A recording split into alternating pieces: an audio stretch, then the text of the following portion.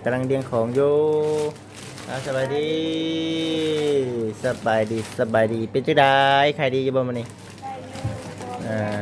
พอได้อยู่เนาะเฮือนบุญอยู่ใกล้แล้วก็เฮือนพี่น้องน้ำแน่พี่น้องเอ้ยเนาะมีแต่ว่า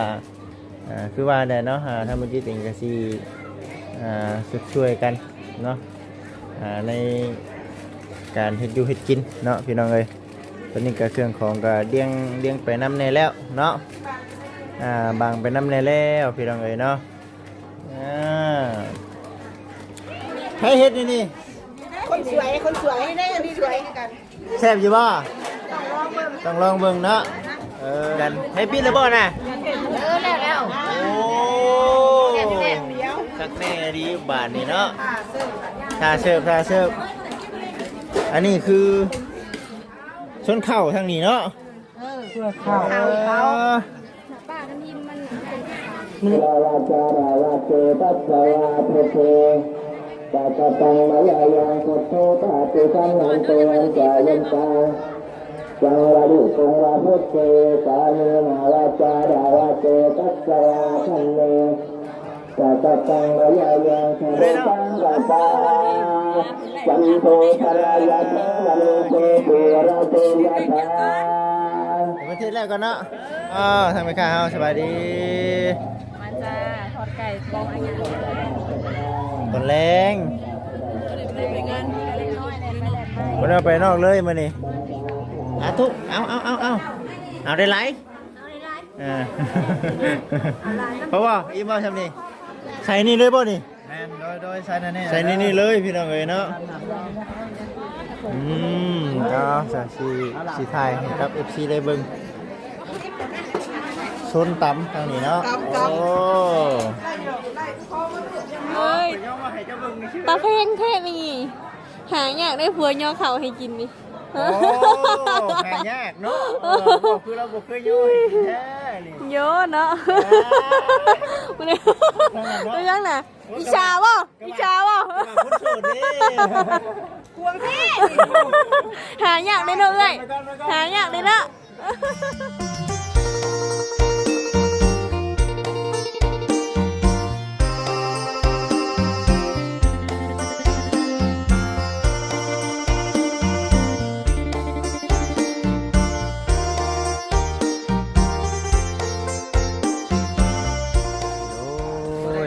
โดยผมเป็นพี่น้อง FC ทุกท่านทั้งฝั่งลาวฝั่งไทยทั้งต่างประเทศพี่น้องเอ๋ยเนาะขายเครื่องขายของคือเก่าเมื่อนี้วันนี้ก็คือว่าแหละพี่น้องเอ๋ยเนาะทั้งประจิตเองก็เดียวซีไปย่อข้าวย่อน้ำซอยเพิ่นก่อนตอนนี้กำลังเขกคนกำลังนั่งถ่ากินข้าวกินน้ำถ่าให้กับทั้งนักครูเพิ่นสันข้าวเพลนก่อนเนาะเดี๋ยวทั้งออกตุนยันยมเขาสิได้กินน้ำดังพี่น้องเอ้ยส่วนทางลูกค้าเขากำลังใดกันเข้ามาเนาะทั้งสาวคิงค่ำเพิ่นก็ได้เนาะโอ้สบายดีสบายดีกำลังมาป่ะให้เจ้าเงาก่อนอย่างมามาสลับเวรด้วยมาสลับเวรเนาะจังเลยไปย่อเข่าเซอร์เฟินนั่นนี่แม่จังเลยกำลังซุปลาบนะกำลังเดี๋ยวสีถ่ายบรรยากาศก่อนผมเป็นพี่น้องเลยแล้วก็ผมเป็นพี่น้อง FC ได้ลงในส้มส่วนทั้งสามีนาเนาะกำลังจะเจียงของอยู่พี่น้องเด้อเนาะมื้อนี้บ่จิตเองก็หยุดงานมื้อนี้ก็ได้หยุดเฮ็ดเวียกน้ำเพิ่นนั่นแหละพี่น้องเอ้ยหยุดงานตอนนี้ทางสามีนาก็กำลังเลี้ยงของอยู่สบายดีเป็นจังได๋ใครดีอยู่บ่มื้อนี้พอได้อยู่เนาะเฮือนบุญอยู่ใกล้แล้วก็เฮือนพี่น้องน้ำแน่พี่น้องเลยเนาะมีแต่ว่าคือว่าได้เนาะถ้ามันจิตเองก็สิสุดช่วยกันเนาะในการเฮ็ดอยู่เฮ็ดกินเนาะพี่น้องเลยตอนนี้ก็เครื่องของก็เลี้ยงไปน้ำแน่แล้วเนาะบางไปน้ำแน่แล้วพี่น้องเลยเนาะเดี๋ยวสิถ่ายบรรยากาศเนาะพี่น้องเนาะให้กับพ่อแม่พี่น้อง FC ได้เบิ่งชมเดี๋ยวไปเบิ่งก่อนว่าเพิ่นเฮ็ดฮอดขั้นตอนไหนแล้วนี่ก็ทางบ่คำเพิ่นหยุดงานคือกันบ่คำก็ได้สบายดีบ่ได้นอนครับเมื่อคืนนี่ เสพตาวีเนาะ นั่งช่วยชิ้นกันรับไปน้ำพี่น้องเอ๋ยเนาะทางไปจีเรียงก็ได้พี่น้องเอ๋ยกับใจสบายดีเด้อพี่น้องเด้อเบิดสู่คนไปเบิ่งก่อนเนาะนี่คืองานบุญแจกข้าวหาญาติพี่น้องพี่น้องเอ๋ยเนาะก็ถ่ายบรรยากาศก่อนเนาะคุณทางแม่ครัวเนาะทางแม่ครัวเฮาพี่น้องเอ๋ยโอ้ถ่ายบรรยากาศชมไปน้ำกันอันนี้คือโซนเห็ดกินทางนี้เนาะอ๋อไม่กลัวเอานี่เลยนี่เนาะสบายดีบ่ใช่แล้วบ่ใช่ฟิลเตอร์แล้วใช่อยู่ฉันสบายดีใครเฮ็ดนี่คนสวยได้คนสวยกัน แซ่บอยู่บ่ต้องลองเบิ่งเนาะแค่สั่นมันก็ผ่านอะไรเลยเฮ็ดน้ำมันก่อนบ่แม่เทน้ำมันก่อนต่อโอ้ยบ่ได้จ้างเลยพี่น้องเอ้ยเนาะเดี๋ยวว่าหากันพี่น้องเนาะชาวบ้านเฮานี่แหละช่วยกันให้ปิดแล้วบ่น่ะแล้วโอ้สักแน่ดีบาทนี่เนาะถ้าเสิร์ฟอันนี้คือโซนลาบซีนแล้วก็โซนพักเนาะตำหุ่งเนาะไม่ใช่อองกระปูวะกระปูดองบ่ใช่กระปูดองพี่ดังเลยเนาะคือว่าแหละเดี๋ยวสิถ่ายบรรยากาศโซนนี่เป็นโซนอย่างเนาะโซนทางนี้โซนเข่าว่าทางนี้โซนเข่าทางนี้เนาะเข่าป้ากันยิ้มมันเงี้ยขาดได้คนหลายได้พี่น้องเอ้ยเนาะ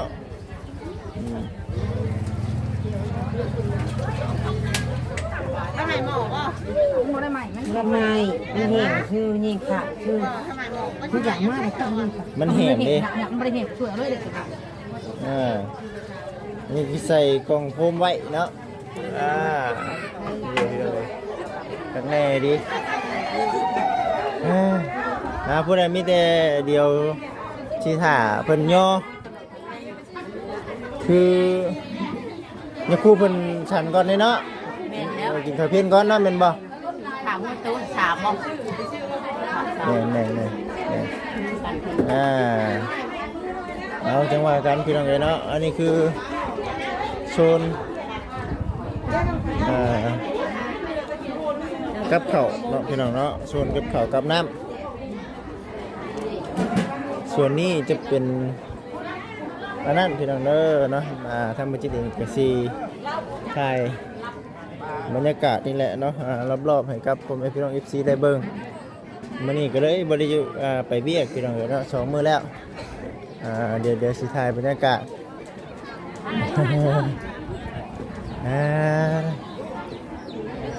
คนทางนี้ก็คนมีผู้ซาเพิ่นเพิ่นเนาะเป็นว่ารับพรได้อย่างนี้การเขียนเนาะจาโยราวาจาราวาเจตัสสวาพุทโธตาตตังมะยายังพุทโธตาติสันนันโตจายันตังจังวาดุตงวาพุทโธสามีนาวาจาราวาเจตัสสวาธัมเมตาตตังมะยายังธัมโมตัสติสันนันโตจายันตังสังวาลุตงวาธัมเมตาโยนาวาจาราวาเจตัสสวาสังเฆสาตังมายายังสังโฆปะติสันนันโตจายันตังกรันตะโลจังวาสังโฆ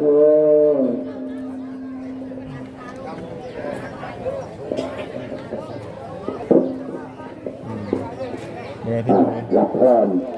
ยะถาคาริวะหาโตราตาริปุเรนติสักการะเมวะเมวะโตตินังเปตนายุปะ บายดียังไม่ได้มูบ่มาแล้วก็เจอเลยเนาะ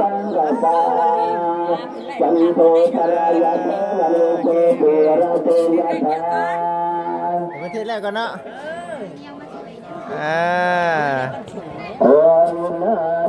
ไปกันเมื่อคืน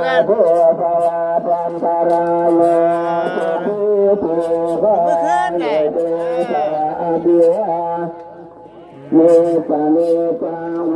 ร่างเป็นยังไงเนาะ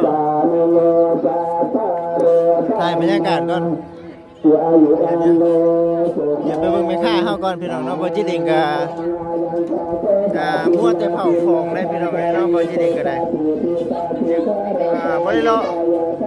ยังไม่ทันได้รอซ้ำเนาะตัวไปนอนพี่น้องเอ็มคืนนี่คืนนี้ได้ว่าซีนน้ำเพลินพี่น้องเนาะก็เลยกึ๊บเนาะพี่น้องเลยท่านนี่ก็มันอยู่บ่เสียเงินไม่ใช่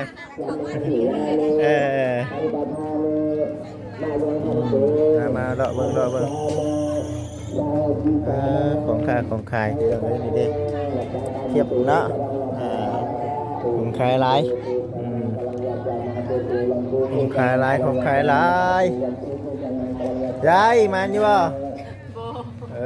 ยังมือแดงประมาณนี้นะเงียบเราทำไมข้าวสบายดีมันจะทอดไก่บองอะไรตอนแรง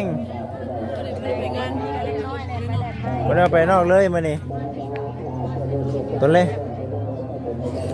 รงพูนก็เจ้าซื้อเมื่อกินอยู่เพื่อน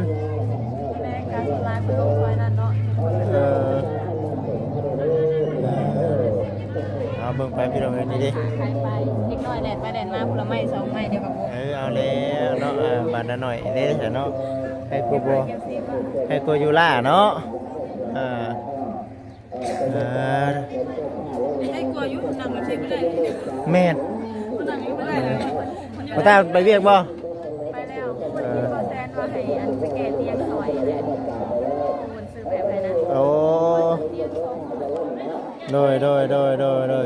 ได้ยินเพิ่นว่าอยู่ได้ยินเพิ่นว่าอยู่เอาฉันซื้อได้ใครมาเด้อโอเคสบายดียังไม่ได้กินข้าวเที่ยงนี่เนาะเดี๋ยวย่อมาให้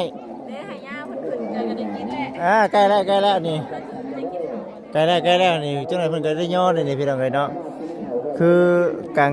โต๊ะกลางเต็นท์แถวนี่เนี่ยคือทั้งงานเนาะพี่น้องเนาะพากันย่อพาข้าวพาน้ำมาพี่และพี่น้องเอ้ยเนาะมาให้เนาะมาให้แขกคนมาร่วมเนาะ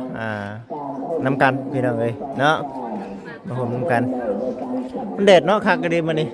ไม่ได้หนาวดิธรรมดาตอนแรกอย่าหนาวเด้อนี่เพิ่นได้ของได้ชอบบ่นี่หนาวเลยคุณบ่ของเราน่ะ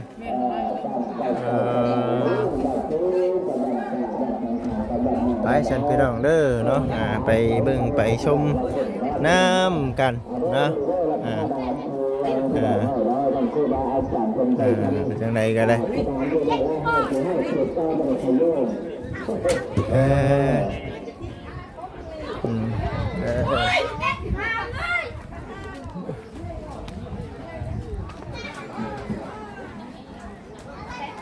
บรรยากาศพี่น้องเลยเนาะย่อได้บ่บัดนี้จะได้ย่อได้บ่เนาะบัดนี้เนาะจะมีของเด่นมากุ้งไก่พี่น้องเนาะบ้านเฮาเขาเจ้าเด่นแล้วนี่ได้พี่น้องเอ้ยขออนุญาตบัดคำนำได้หลายเด้อมีแต่ห้านค้าห้านขาย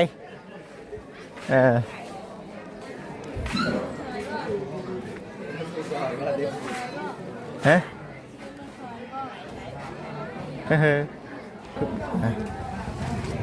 ไปย้ายเข่าก่อนเนาะไปย้ายเข่าก่อนบ้านนี้เอาเข่าใส่ถุงเนาะทางนี้ก็ตักอันนี้คือทางชาวบ้านเฮาพี่น้องเนาะเพิ่นพากันช่วยกันพี่น้องใส่กระตุกบ่ครับกระตุกเนาะคิดเข่ามาเอาเข่าก่อนพี่น้องเอ้ย ยัวเลยพี่น้องขอโทษขออภัยหลายๆข่าวบ่อะไรพี่บ่มาฮึบเ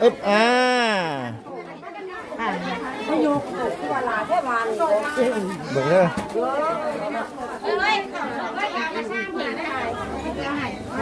เอากระซ่ามาใส่อันนี้แล้วมันดีซ่าขอแค่ยายเลย ไปบ่ครับไปย้ายพากันไปย้ายก่อนพี่น้องเอ้ยเนาะฮึบอย่าพูดมันขึ้นได้กี่นี่เนาะ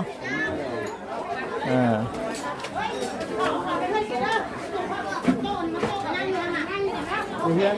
นี่กันยังบ่ไปขัดไป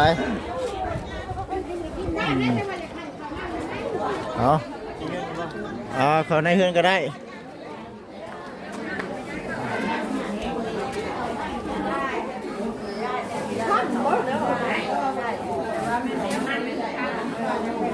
ทุกเ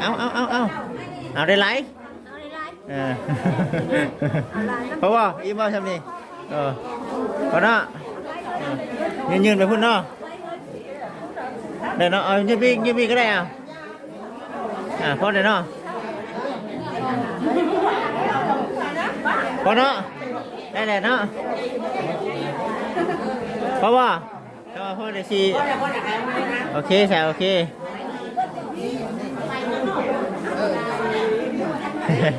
มันฮ้อนเนาะเขาชุกใหม่ๆก็เนาะ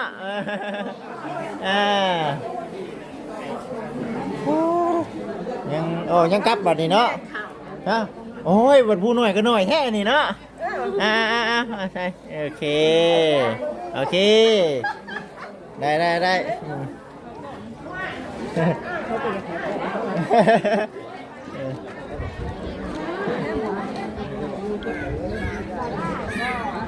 เข่าเด้อเข่าโอเคย้ายไปพี่น้องนี่คืออยู่ในขั้นตอนของการย้ายเข่าแล้วเราก็จะมีเก่งน้ำเนยเนาะโอเคใส่นี่เลยป่ะนี่โดยใส่นี่เลยพี่น้องเลยเนาะก็สีไทยกับ FC ได้เบิ่งเป็นกับข้าวกับน้ำกินอาหารเที่ยงเป็นแกงมาเลย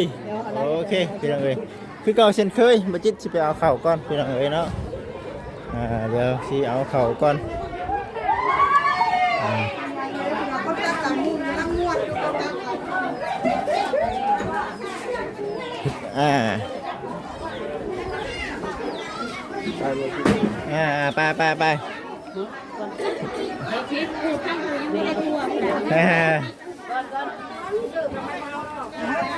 ไปมาทำก็ได้ใช้มาใส่อีกนี่ใส่กระซ่าไปรุ่นได้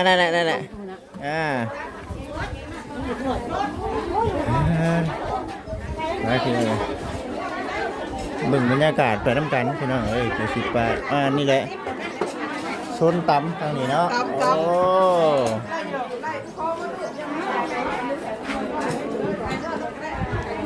เข่าดิเอาอีกบ่พอได้บ่โอเคฉันมาพี่น้องอันนี้บอลกองบุญเนาะทางนี้เข่าได้เลยบ่ได้แล้วเนาะเข่าได้เลยเนาะเข้าได้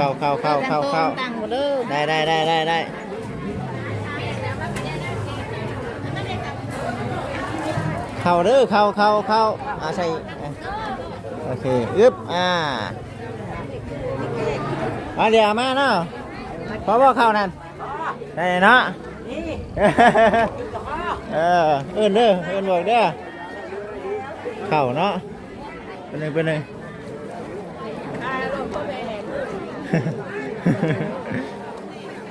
เข้าได้เลยบ่ได้แล้วเนาะมีจะพักบ่เดี๋ยวสิหาเด้อหามาใส่เข้าได้เข้าแล้วเนาะยังแต่กราฟทางนี้เข้าได้แล้วพี่น้องเอ้ยมาเบิ่งโซนนี่บัดนี้ เขาเฮาเป็นยัง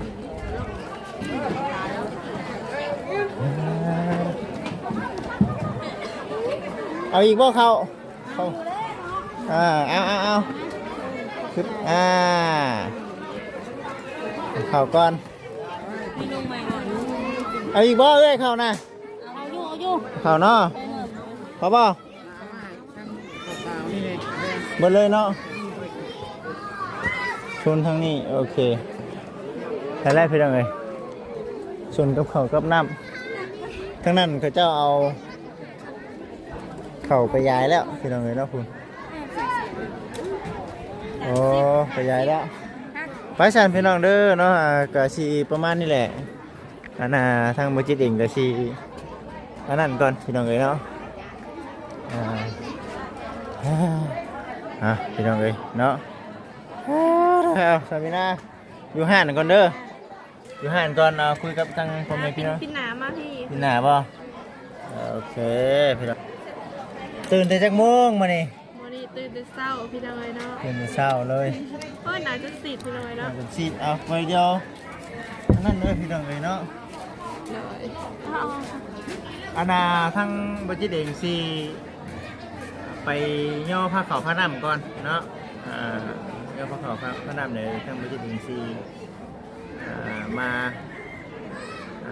กินข้าวกินน้ำกันและรอบเที่ยงเนาะนี่แต่เดี๋ยวคุยกันทางมีนาก่อนพี่น้องจักหน่อยนึงเดี๋ยวทำคลิปไป เปลี่ยนกันเนาะ แม่ เปลี่ยนกันพี่น้องเลยเนาะมื้อเช้านี่กับเมื่อวานนี่ทางสามีนาไปซอยเพิ่นแล้วก็ให้บ่จิตเพิ่นย่อข้าวย่อน้ำซอยเพิ่นพี่น้องเลยเนาะงานบุญพี่น้องเลยเนาะใกล้ๆเพื่อนนี่แหละเพราะว่ามื้อนี้เป็นมื้อแท้ทางสามีนาก็เลยมาซอยเพิ่นแล้วก็ปะบ่ได้พี่น้องเลยเนาะเพราะว่าเอ้ยน้องกันติดกันพี่น้องเลยเนาะปกติจะขายน้ำปั่นพี่น้องเลยแต่ว่าเปิดแต่ห้านบัดนี้เพราะว่ามันยากพี่น้องเนาะแลนเนื้อแลนไตก็เลยบ่ได้ขายพี่น้องเนาะแล้วก็เครื่องคอมก็บ่ได้เตรียมพร้อมเนาะโดยพี่น้องเนาะตอนนี้ก็นั่งขายเครื่องอยู่ในเฮือนพอได้ขายอยู่พี่น้องเนาะเครื่องพวกเราก็อยากบางน้ำเนแล้วพี่น้องเพราะว่าขายแต่วันซื้อนี่เนาะพอได้ขายเอาอย่างลูกค้ามาเลือกอะไรเด้อ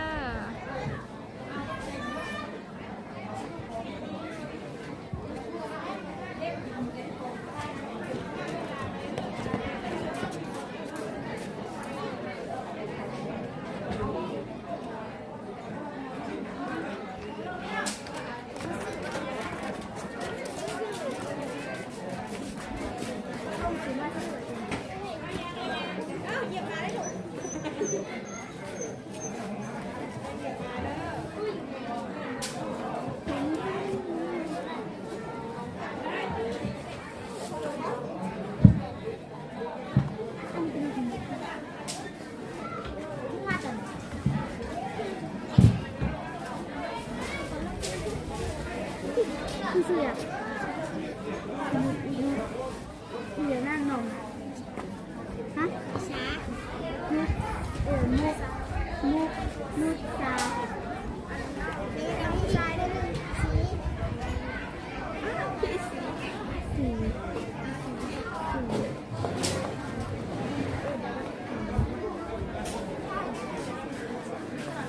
เพื่อนอยู่ไม่ใช่นะมุกเพื่อนอยู่ไม่ใช่นะเพื่อนเลย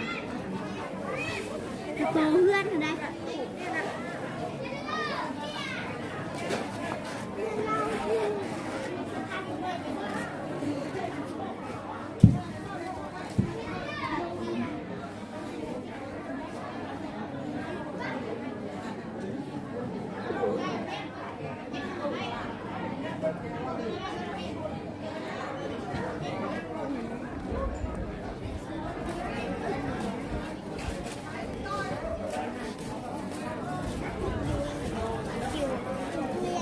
ใช้เครื่องพี่น้อยเนาะ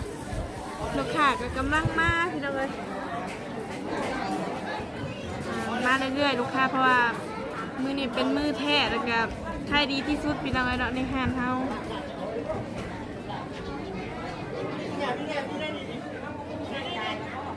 ย่อเขาย่อหน้าพี่น้องไอ้เนาะโอเคพี่น้องไอ้เนาะเดี๋ยวสามีนาสิขอตัวจบคลิปกันเด้อพี่น้องไอ้เนาะพบกันคลิปต่อไปเนาะ